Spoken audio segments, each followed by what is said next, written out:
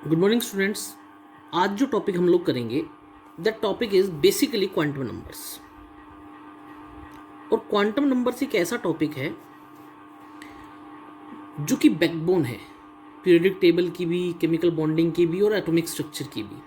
जिस बच्चे को क्वांटम नंबर समझ में आ गया उसके लिए सब कुछ बड़ा आसान है फिर आगे।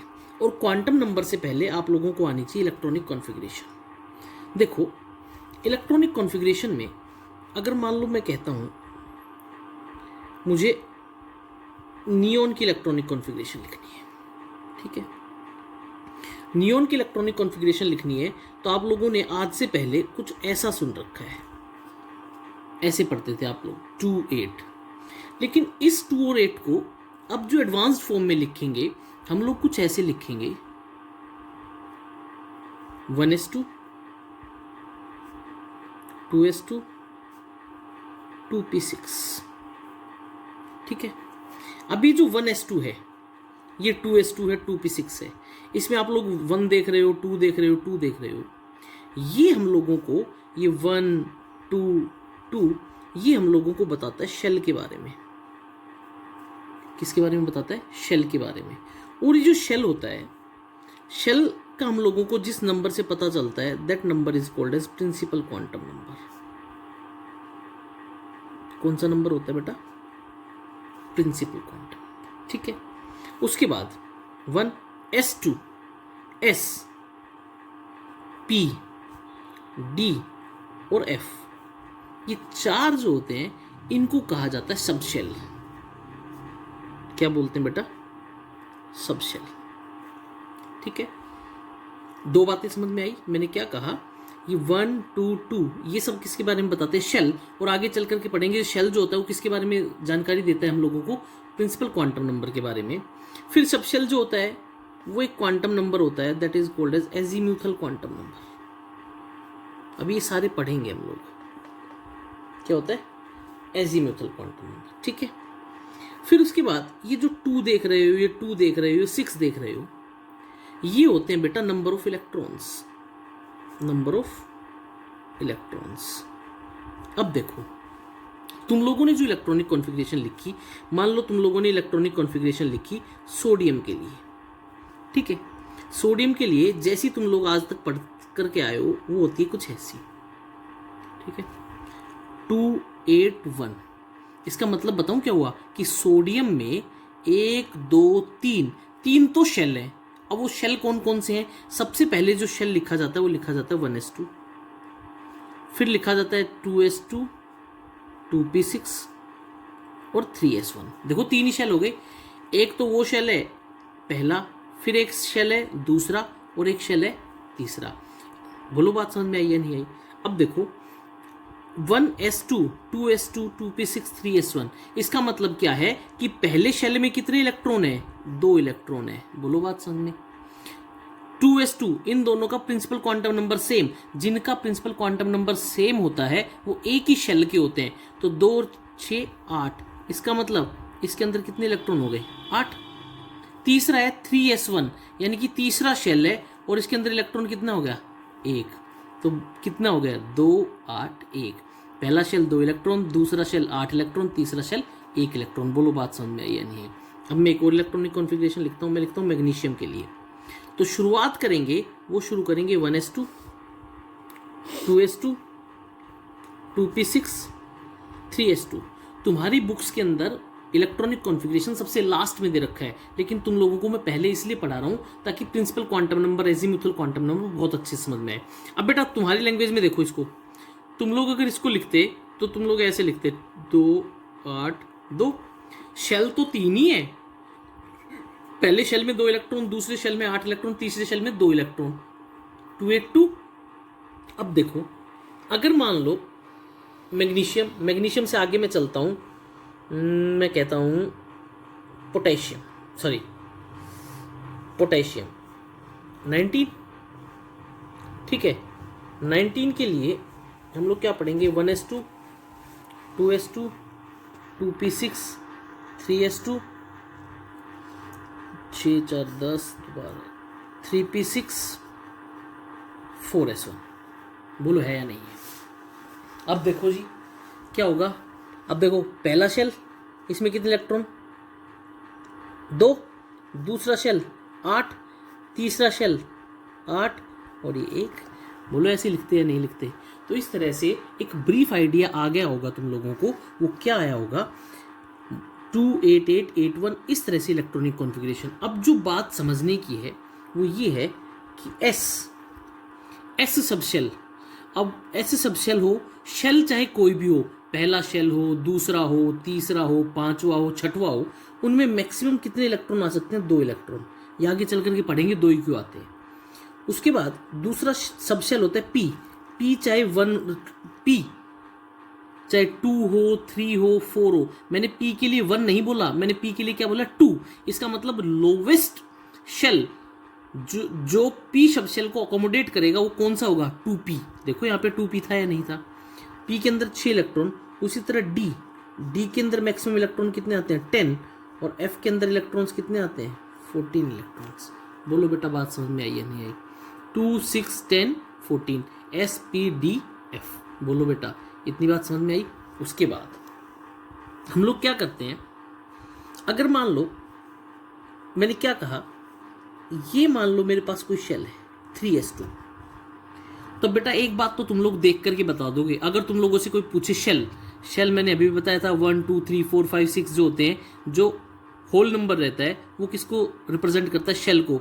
इसका मतलब शेल कौन सा है, 3rd है ना।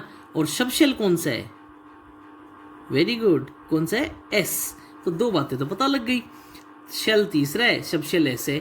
अब उसी तरह पहला क्वांटम नंबर हम लोग जो पढ़ने जा रहे हैं क्वांटम नंबर होता क्या है। जिस तरह से तुम्हारे घर पे अगर कोई लेटर आता है तो उस पर तुम्हारा नाम होता है, तुम्हारे पापा का नाम होता है, तुम्हारी गली मोहल्ले का नाम होता है, शहर का नाम होता है, पिन कोड होता है। उसी तरह क्वांटम नंबर्स जो होते हैं वो किसी भी इलेक्ट्रॉन की एग्जैक्ट पोजीशन बताते हैं कि शेल कौन सा है, सब शेल कौन सा है, इस तरह से वो सारा बताते हैं। अब मैं सबसे पहले क्वांटम नंबर क्या होता है वो बताते हैं, ठीक है। हम लोग क्या कहते हैं, quantum numbers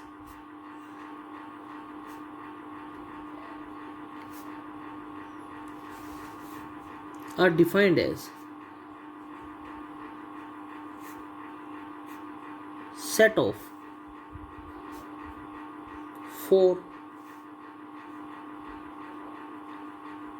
identification numbers which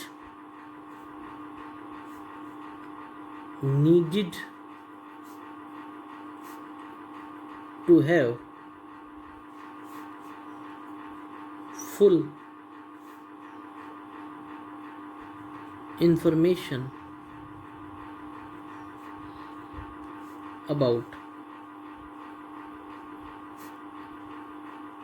various electrons present in atom। अब वो क्या क्या बताते हैं, they give information about location, energy, shape, orientation and spin।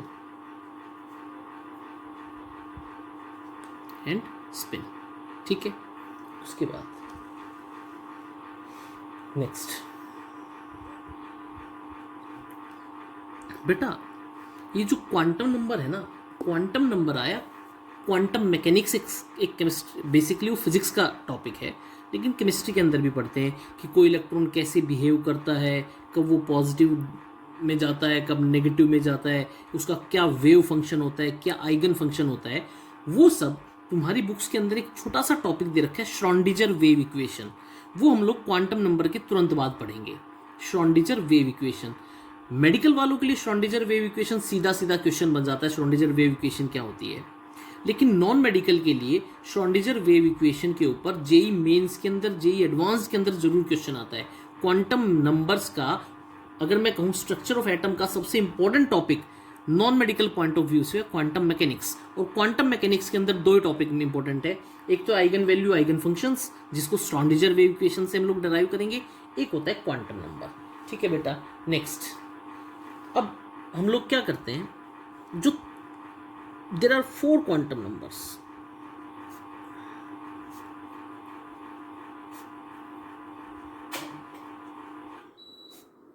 There are 4 quantum number. पहला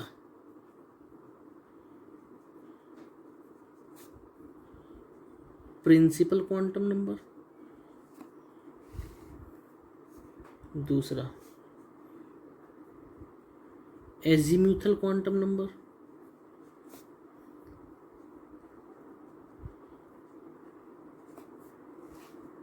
तीसरा मैग्नेटिक क्वांटम नंबर, और चौथा होता है बेटा स्पिन क्वांटम नंबर। ठीक है, अब जो हम लोग पढ़ने जा रहे हैं, ये जो बेटा प्रिंसिपल क्वांटम नंबर, एजीम्यूथल और मैग्नेटिक, ये तीनों क्वांटम नंबर्स जो होते हैं they are derived from Schrodinger wave equation. Schrodinger wave equation. ठीक है, अब हम लोग पढ़ते हैं सबसे पहला प्रिंसिपल क्वांटम नंबर। देखो भाई,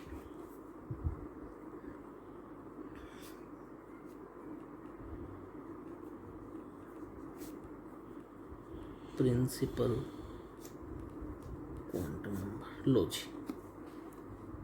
देखो बेटा, मैंने अभी क्या बताया, प्रिंसिपल क्वांटम नंबर हमको शेल के बारे में जानकारी देता है। ठीक है, किसके बारे में? शेल के बारे में। तो शेल न्यूक्लियस था, न्यूक्लियस के बाद KLMNO, ये पढ़े हुए हैं तुम लोगों ने। अब जो हम लोग पढ़ेंगे प्रिंसिपल क्वांटम नंबर शेल के बारे में जानकारी दे रहा है। और बेटा जिसके अंदर जितने ज़्यादा शेल, इसका मतलब एटम का साइज उतना बड़ा। तो क्या प्रिंसिपल क्वांटम नंबर हम लोगों को ये बताता है नहीं कि न्यूक्लियस से और आउटरमोस्ट इलेक्ट्रॉन की दूरी क्या है? बोलो बेटा। तो principal quantum number it describes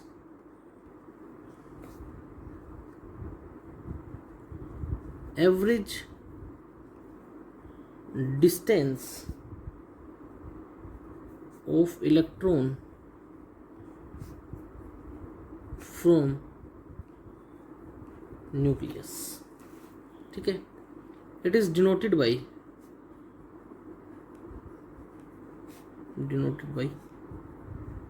n।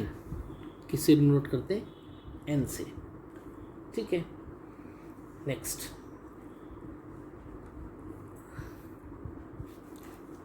Average distance. अगर n की वैल्यू ज़्यादा, अब देखो 1 2 3 4 5 6 n, जैसे मान लो ये 1s था, ये 2s 3s, अब देखो इनमें 1 से 2 2 से 3, ये सब n की वैल्यू बढ़ रही है, n की वैल्यू बढ़ रही है, तो इसका मतलब न्यूक्लियस से आउटरमोस्ट इलेक्ट्रॉन का डिस्टेंस बढ़ रहा है, और डिस्टेंस बढ़ रहा है। अगर n की वैल्यू ज़्यादा तो डिस्टेंस भी ज़्यादा। तो मैं क्या कहता हूँ, higher the value of n greater will be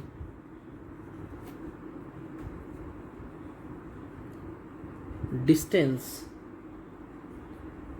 from nucleus।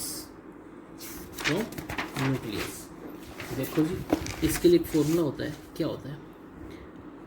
R is equal to 0.529 into n²/z angstrom.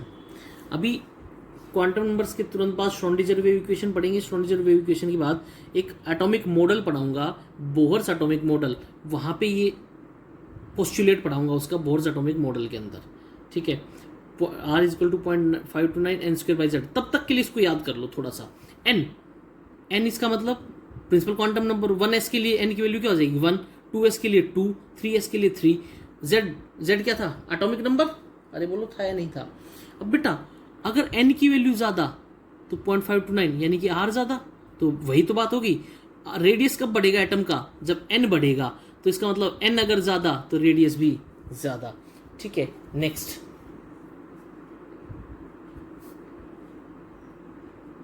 Greater the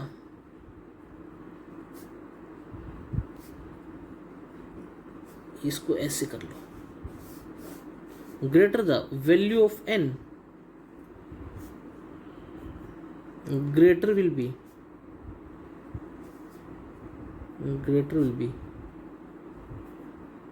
magnitude of energy, magnitude of energy. अब देखो जी, वही बोर्स थ्योरी का दूसरा पोस्टुलेट होता है एनर्जी के लिए, और जो फॉर्मूला होता है वो होता है, वो फॉर्मूला होता है -z² by n² into 1312 kilo joule पर मोल। ठीक है, और 4 hydrogen atom, hydrogen atom z की वैल्यू 1, हाइड्रोजन एटम के लिए फॉर्मूला क्या आ जाता है, माइनस ऑफ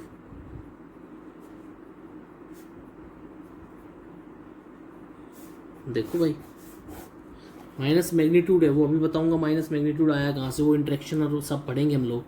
ठीक है, n², n की वैल्यू अगर ज़्यादा तो माइनस की वैल्यू कम, और माइनस की वैल्यू कम तो एनर्जी ज़्यादा, तो n² अगर ज़्यादा तो एनर्जी भी ज़्यादा।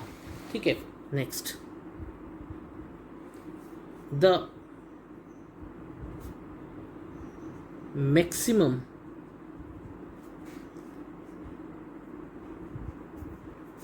energy of electrons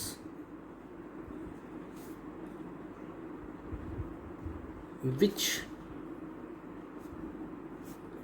can be present is equal to, sorry, the maximum number of electrons, energy number of electrons which can be present is equal to 2n²। 2n², इसका मतलब क्या हुआ, किसी शेल के अंदर मैक्सिमम कितने इलेक्ट्रॉन्स आ सकते हैं, वो 2n² के बराबर। ठीक है, अगर मान लो पहला shell 4 n is equal to 1, n is equal to 1 है, तो 1 की वैल्यू कितने, 2। अब देखो पहले शेल में हम लोगों ने केवल क्या पढ़ा था, 1s2, बताओ पहला शेल 1s था तो उसके अंदर मैक्सिमम इलेक्ट्रॉन कितने आ सकते हैं, 2। अगर मान लो n की वैल्यू हो जाए 2, तो 2 इंटू 2 का स्क्वायर, तो 2 2 ज़ा 4, 4 2 ज़ा 8, यानी कि n की वैल्यू 2।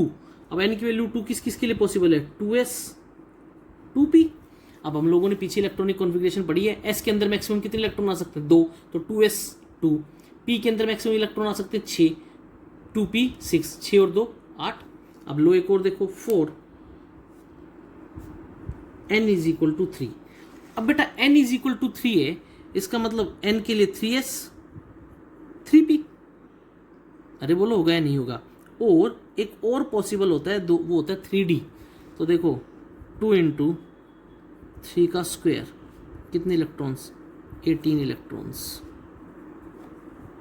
s के अंदर 2, p के अंदर 6, d के अंदर 10, 10 16 18 18 इलेक्ट्रॉन्स। बोलो बेटा बात समझ में आई या नहीं। Next,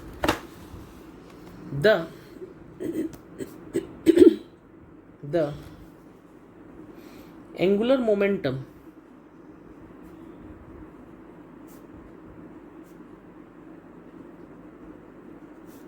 is calculated using principal quantum number, that is mvr is equal to nh upon 2 pi। अब अगर तुमसे कोई पूछे सेकंड शेल के लिए एंगुलर क्वांटम नंबर की वैल्यू बताओ, mvr n second shell 2h upon 2 pi, तो h upon pi, ये भी एक फॉर्मूला है। ये सीधे सीधे फॉर्मूलाइज याद होने चाहिए तुम लोगों के। मैंने 3 बताए। देखो भाई, पहला क्या पढ़ा था हम लोगों ने रेडियस के लिए 0.529 n²/z, दूसरा पढ़ा एनर्जी के लिए, और तीसरा किसके लिए पढ़ा है? एंगुलर मोमेंटम के लिए। ठीक है, next, this quantum number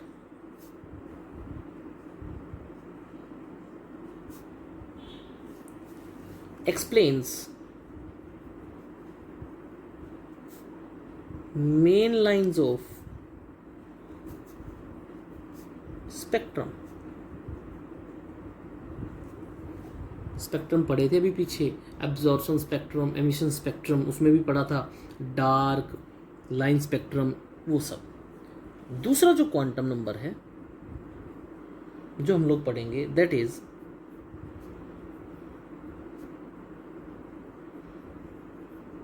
azimuthal quantum number,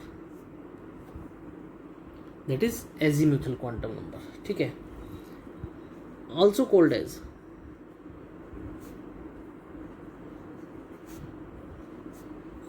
as secondary और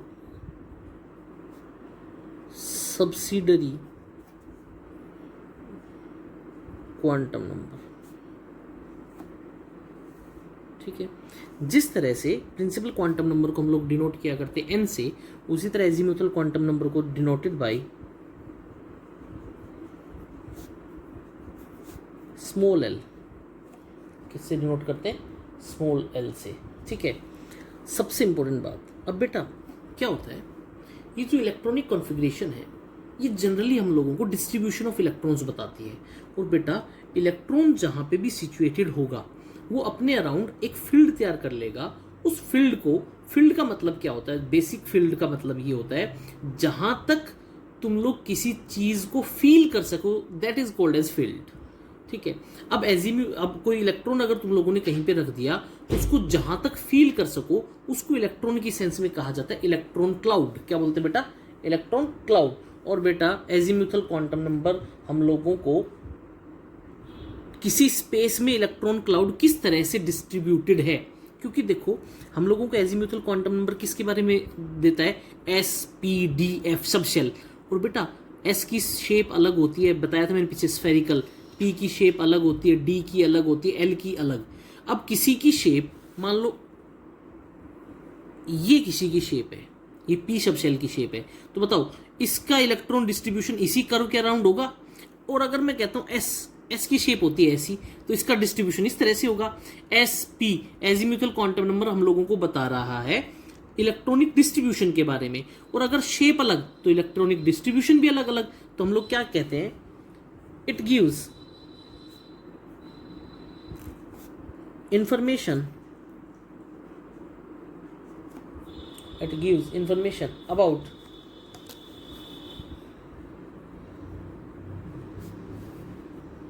spatial distribution of electron cloud. Next, and also tells about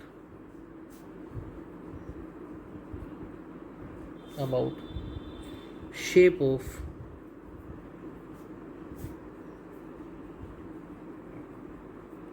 orbital occupied by electron.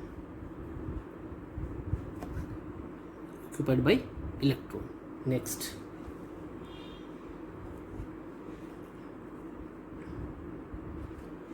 Four, इस जो लाइन में लिख रहा हूं उसको लिखने के बाद समझाऊंगा। For, given value of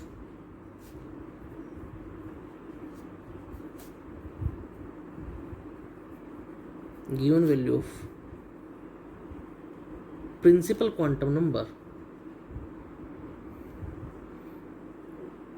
n, the value of azimuthal quantum number are 0 to n minus 1. Next,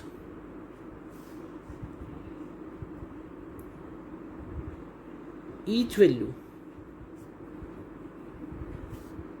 corresponds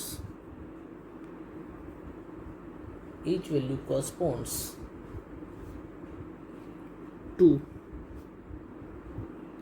an energy subshell. देखो अभी लिखते क्या, एनर्जी सबशेल. ठीक है.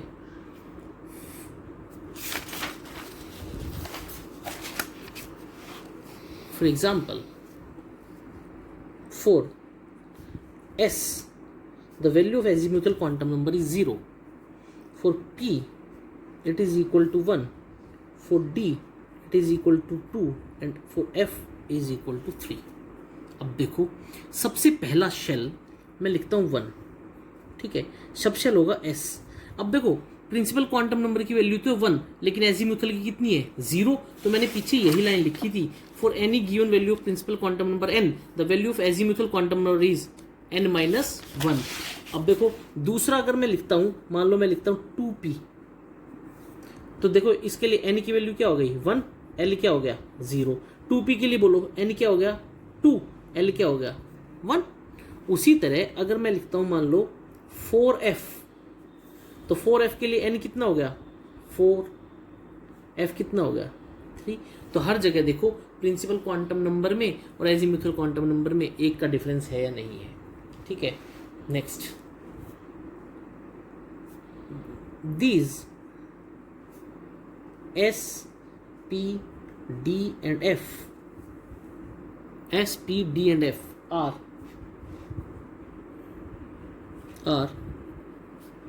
spectral terms. स्पेक्ट्रम से आया spectral terms and are called as sharp, S for sharp, principal for P, diffused for D and fundamental for F. बोलो बेटा, बात समझ में आई है नहीं है? ठीक है. Next, the energy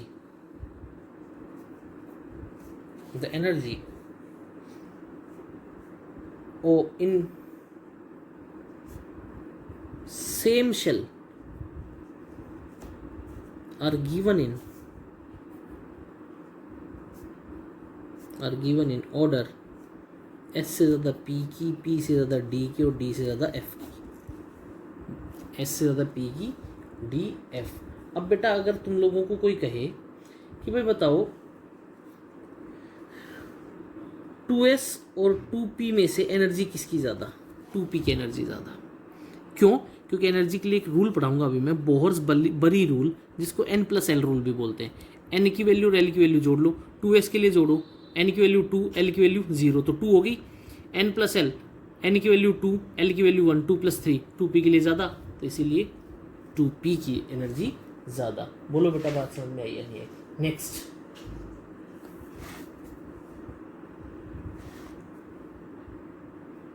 this quantum number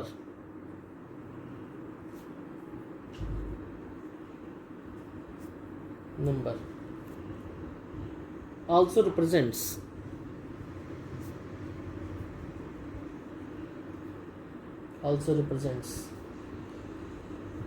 quantized value of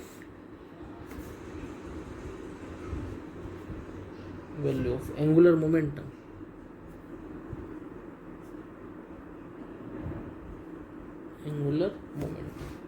ठीक है. L is 1/L into L plus 1 h upon 2 pi. ठीक है. Next,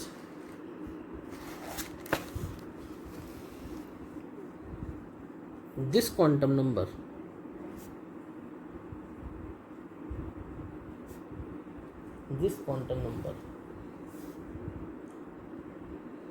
tells about the fine spectrum.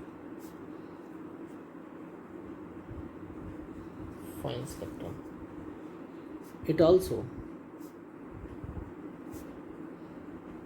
tells about shapes of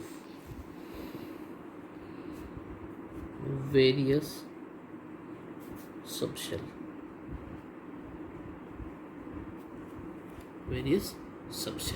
ये था बेटा प्रिंसिपल क्वांटम नंबर और azimuthal quantum number. कल 2 quantum numbers और पढ़ेंगे, दैट इज मैग्नेटिक और spin quantum number. Thank you.